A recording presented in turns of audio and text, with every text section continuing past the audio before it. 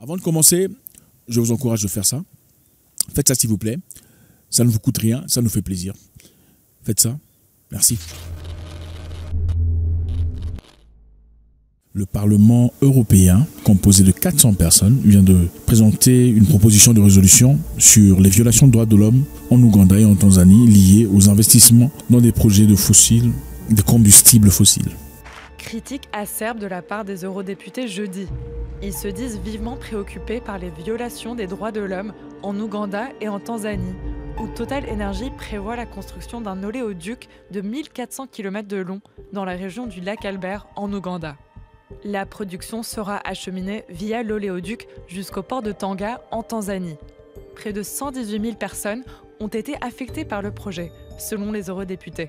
Des gens assis en Europe, après avoir mangé du camembert, du fromage, tout le bazar, des pizzas, certainement, des Italiens, ont finalement décidé de faire une loi ou d'examiner ou de juger une situation qui se passe dans un continent étranger sur le droit de l'homme, des gens qui vivent autour de ça, tout le bazar. Voilà, bon, finalement, voilà, ils vont tirer leurs propres conclusions sur ce qui se passe dans le monde qui ne leur appartient pas. Bon, pour comprendre, on va donner un contexte. En 2006, l'Ouganda avait découvert le pétrole. Un gisement de pétrole presque intarissable sur son sous-sol. Très bonne nouvelle pour le pays, en tout cas pour un pays qui essaie de progresser, avancer, et aussi nourrir son peuple financièrement et grandir son économie. L'Ouganda était oui de cette nouvelle. Comme l'Ouganda est un pays calfeutré dans le continent, c'est-à-dire un pays qui n'a pas l'océan, il n'est pas bordé par un océan, il a fallu donc trouver un voisin qui l'aiderait évidemment à travailler de sorte, c'est-à-dire à faire passer ces pipelines jusqu'à un pays voisin pour finalement exporter ou présenter son produit sur le terrain international. L'Ouganda a décidé avec la Tanzanie de faire un projet de 1500 km de pipeline venant de l'Ouganda du côté du base de lac Albert jusqu'à Tanga, je crois, en Tanzanie. 1500 km de pipeline heated, c'est-à-dire pipeline réchauffé. Pourquoi pipeline réchauffé ? Parce que le pétrole brut est très lourd, donc il est presque impossible de le déplacer en étant dans sa température normale. Il faudrait donc constamment le chauffer pour que le flot parte très naturellement et très fluidement. Donc c'est un investissement qui devrait coûter aux alentours de 3 milliards de dollars pour finalement grandir. Évidemment, comme vous l'avez bien imaginé, ça va grandir l'économie de deux pays, ça va créer beaucoup d'emplois pour beaucoup de citoyens, ça va placer l'Afrique de l'Est dans une position de force comme jamais auparavant. Comme vous le savez, Dubaï a été créé, fabriqué par le pétrole. L'Arabie Saoudite est une force indétournable aujourd'hui dans le monde, c'est à cause du pétrole. La raison pour laquelle, d'ailleurs, vous savez, dans beaucoup de pays africains, on vient vous dire qu'il faut accepter les droits des papas, maman. Mais on ne le fait pas en Arabie Saoudite. Si vous refusez en Afrique, on vous appelle quoi? Un pays dictatorial, tout ça, le bazar, machin, chose. Mais l'Arabie Saoudite, c'est bon, il n'y a pas de souci, on le fait. Pourquoi? Parce que ils ont le pétrole. Et ça, c'est très important. Le pétrole, dollar et tout le bazar. Donc, l'Ouganda, travaillant ainsi dans ce projet qui produirait autour de 20 milliards de dollars, dans ses débuts seulement, serait placé sur le podium avec les pays les plus respectés du monde. Évidemment, on a réagi. Le chef du Parlement ougandais a réagi de manière très brutale. Je pense que c'était nécessaire. L'Ougandais Thomas Tayebwa, vice-président du Parlement, a dénoncé l'Union européenne pour sa dépendance excessive aux combustibles fossiles par rapport à son propre pays. A qualifié la proposition de l'Union européenne de sabotage économique contre le droit d'une nation souveraine de bénéficier de son propre secteur pétrolier et gazier. The European Parliament passed a resolution number 2022/2826 RSP, which has been brought attention of my office, wherein the European Parliament advises the governments of Uganda and Tanzania not to develop the Tirenga, Kingfisher, and East African crude oil pipeline projects.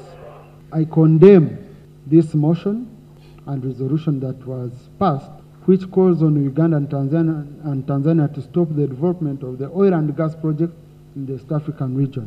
Les pays européens ont dit quoi? Ils ont dit on ne va pas autoriser ce projet parce que, au nom du droit de l'homme, ce projet détruirait plus de 12 000 familles. En tout cas, ça placerait 12 000 familles en difficulté. Alors dans ce cas, pour les droits de l'homme et des animaux aussi perdant leurs habitats, pour le droit de l'homme, on va éliminer ce projet. Donc le groupe des défenses de droits de l'homme n'ont pas tardé à réagir. Ils ont dit que plus de 12 000 familles qui risquent de perdre leurs terres et leurs moyens de subsistance du côté ougandais. C'est vraiment bizarre et très intéressant. Hein. Soudain, des gens là, 400 personnes en Europe, se soucient des populations ougandaises, 12 000 familles qui risqueraient de perdre leurs terres et leurs moyens de subsistance si ce ce projet pétrolier prenait vie. Très intéressant. Je ne savais pas que le monde était aussi compassionné. Je ne savais pas que le monde était aussi gentil, sympathique. C'est quand même...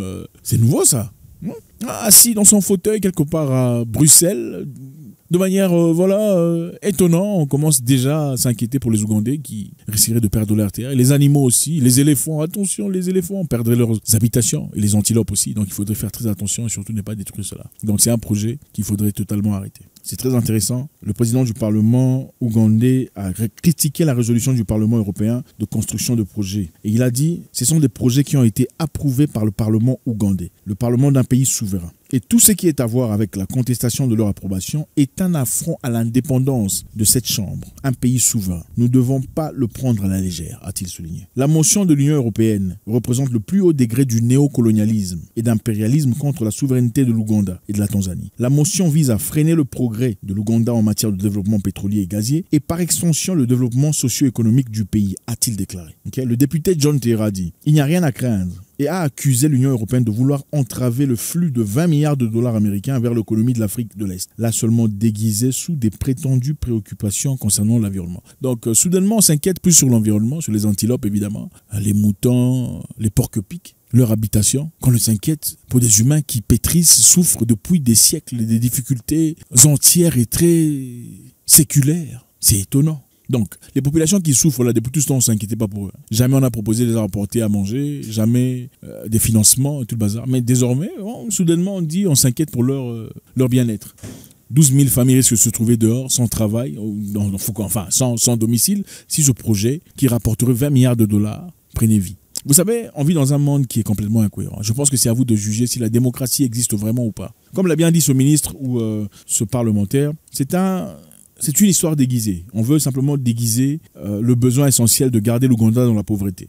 On veut entraver le flux de 20 milliards de dollars vers l'économie de l'Afrique de l'Est. Mais on l'a seulement déguisé sous forme de prétendues préoccupations concernant l'environnement. Ces gens de droits de l'homme, ils sont où quand on a besoin d'eux? Quand il y a des vrais problèmes, ils sont où? On ne le voit jamais. C'est toujours quand on veut faire quelque chose de positif, de concret, que les gens de droits de l'homme viennent. Et d'ailleurs, ces gens de droits de l'homme, il y a des activistes sponsorisés par qui? Très intéressant. Vous savez, il y a quelques temps, le président Magufuli a commencé un projet en Tanzanie, un projet de DEM. Le DEM, c'est un barrage électrique. Parce que sa population, à l'époque, 40% n'avait pas de courant, accès au courant électrique. Alors, il a proposé de créer un DEM pour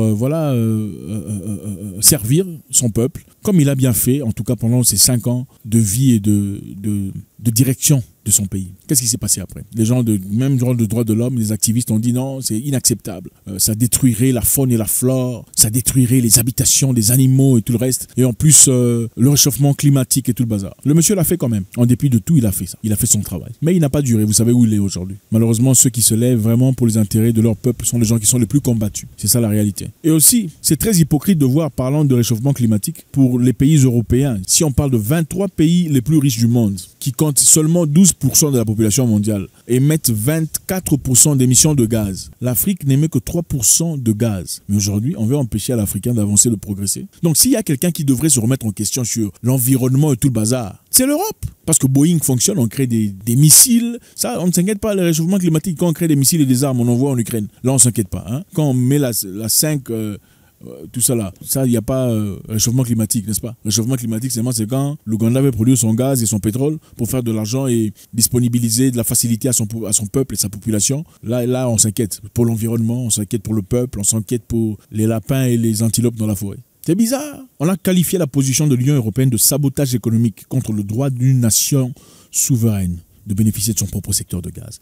Et je pense que c'est clair, ça en dit tout. Vous savez, généralement, on vous laisse faire ce que vous avez envie de faire quand ça ne produit rien. Okay? Eux, ils font ce qu'ils ont envie de faire quand ils ont envie de le faire. On produit de l'argent avec. Comme je l'ai dit précédemment, beaucoup de pays occidentaux ont fait beaucoup d'argent à travers beaucoup de choses qu'on déclare aujourd'hui illégales. L'Angleterre a vendu l'opium à la Chine, ce n'était pas un problème. Quand l'Angleterre ne pouvait plus faire de l'argent à travers l'opium, alors là, on a déclaré l'opium illégal. Eux, ils ont fait de l'argent avec le pétrole et tout le reste. Le gaz, c'était pas un problème. Maintenant que les Africains et d'autres personnes peuvent en faire indépendamment d'eux, là, ça devient un problème. Là, il faut, voilà, réchauffement climatique, environnemental et tout le bazar, droits de l'homme. Et ensuite, qu'est-ce qui va se passer? Généralement, on vous apporte une nouvelle technologie alternative, une technologie que eux vont amener. Vous allez acheter cette technologie d'eux, une technologie qui va prétendument remplacer ce que vous vouliez utiliser au préalable. Regardez l'exemple de certains pays africains francophones. Ils ont beaucoup de choses à produire, des cacao et tout le bazar. Mais est-ce qu'ils en profitent pas à la hauteur de leur capacité? Pourquoi? Parce qu'il y a quelque part, un chef quelque part qui fait tout ce qu'il y a à faire. Mais à partir du moment où un pays africain se décide de faire ce qu'il peut faire tout seul, sans aide de qui que ce soit, c'est soit illégal, soit contre le droit de l'homme, soit le président est dictateur, soit il n'y a pas de liberté d'expression ou de presse et tout le bazar, n'est-ce pas? La démocratie aujourd'hui, je crois, est-ce vraiment une liberté de vivre sa souveraineté? Ou la démocratie est simplement un langage qu'on utilise quand on fait ce qu'un certain groupe de personnes voudrait que l'on fasse. Et à partir du moment où on ne le fait pas, on n'est plus démocrate. Le cas de la Hongrie, par exemple. La Hongrie aujourd'hui, je ne sais pas pour ceux qui n'ont pas suivi la vidéo, la Hongrie, voilà, on dit que c'est pas une démocratie. C'est bizarre. Pourquoi? Parce que la Hongrie est contre les guerres. La Hongrie est contre le système de renfermer la population à la maison au nom de tout ça. Donc là, c'est plus une démocratie. On dit que c'est une dictature. C'est aussi bien de voir les Africains ouvrir les yeux, surtout ces gens au Parlement, ayant le courage de s'exprimer ouvertement en disant ce qu'il y a. On essaie de nous bloquer le progrès, l'avancement, le projet que nous avons. On ne veut pas voir une Afrique épanouie, ça c'est clair. Si l'Afrique devient épanouie, les autres n'ont rien. Ils n'ont pas rien. Ils n'ont rien. Ils n'ont rien. Alors il est important, essentiellement nécessaire de garder l'Afrique à un certain niveau pour que certains pays deviennent ou restent pour toujours à un certain niveau. Je vous souhaite une excellente journée. J'espère vous parler encore très bientôt dans une nouvelle vidéo. Au revoir.